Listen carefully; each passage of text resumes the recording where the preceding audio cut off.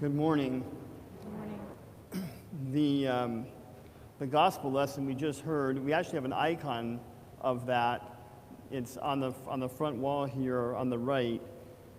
In the Gospel of Luke, the daughter is the daughter of Jairus, one of the rulers in the city. In the Gospel of Matthew, the ruler is unnamed.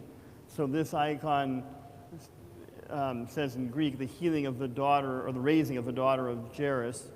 And so, but it's the same story. And that story, when it's told in both Matthew that we read today and Luke, includes a ruler coming to Jesus, asking for his daughter to be healed.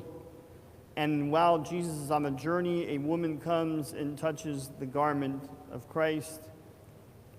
In both instances, this is a great act of faith on the part of both of these people.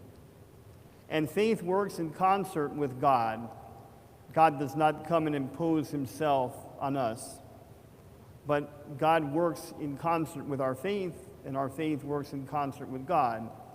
And so both these people had faith. A ruler, and the ruler of the area was obviously not a follower of Christ, came up and thought, Christ can do something for me. And this woman, again anonymous, but also not a devout follower of Christ. At this point, Christ has not that many followers. Comes and says, I feel like he can do something for me as well.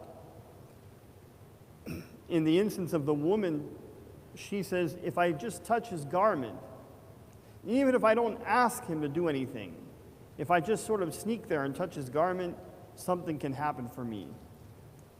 And the ruler doesn't specifically say to Christ, come and heal my daughter. He just says, my daughter is homesick, and leaves it to Christ what Christ is going to do. And Christ decides, obviously, to go to the ruler's house. When the woman is healed, Christ says, who touched me?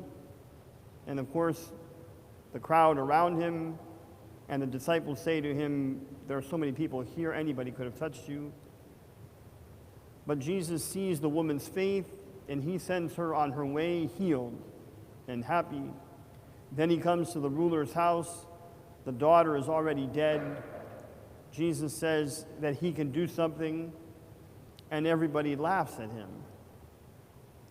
And as I was reading the gospel in preparation for the service today, that was the line that struck me this time. Every time we read the Bible, every time I read the Bible, even the same passage, something different strikes me.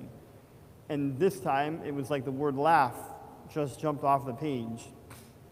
Then many people, they're laughing at the Christians, and they're laughing at the notion of a God who is almighty, all-knowing, who can heal, who can save.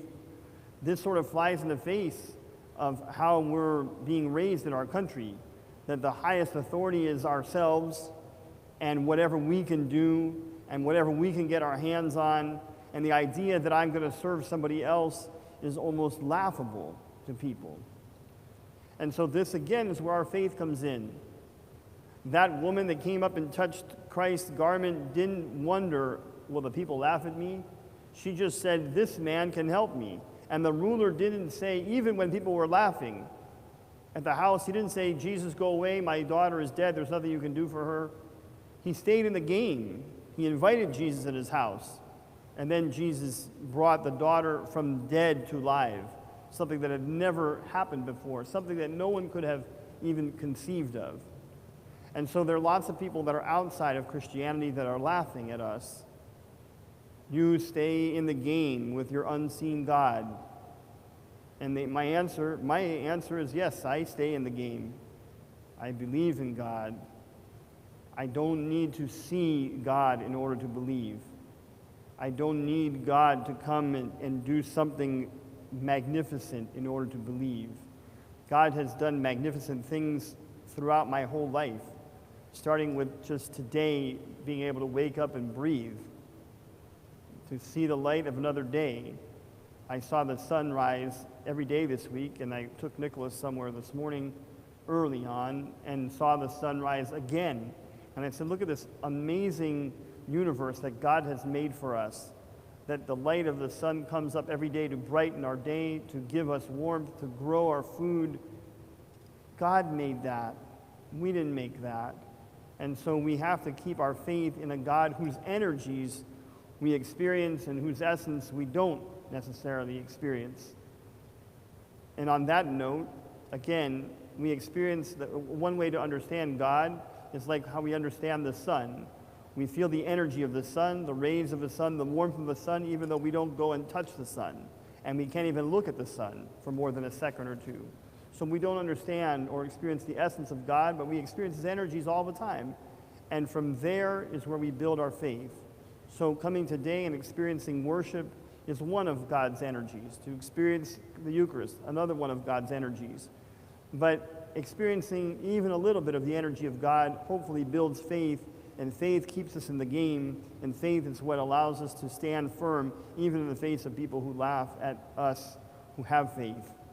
And at the end of the day, when all of the conquering is done, all the gathering is done, we're going to be left in a moment when we are taking our last breath, and we're going to say to ourselves, not how much wealth have I amassed, how many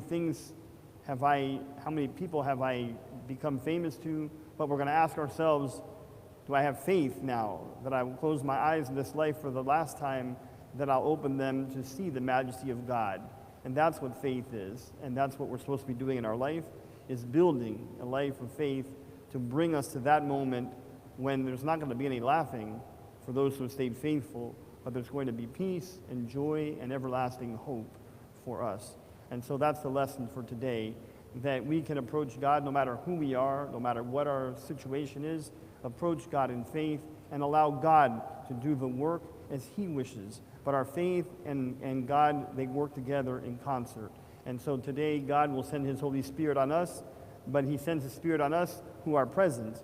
And so thank you for being present in person and virtually those who are watching, so that you can receive this energy of God, his Holy Spirit, and continue to bolster and build your life of faith.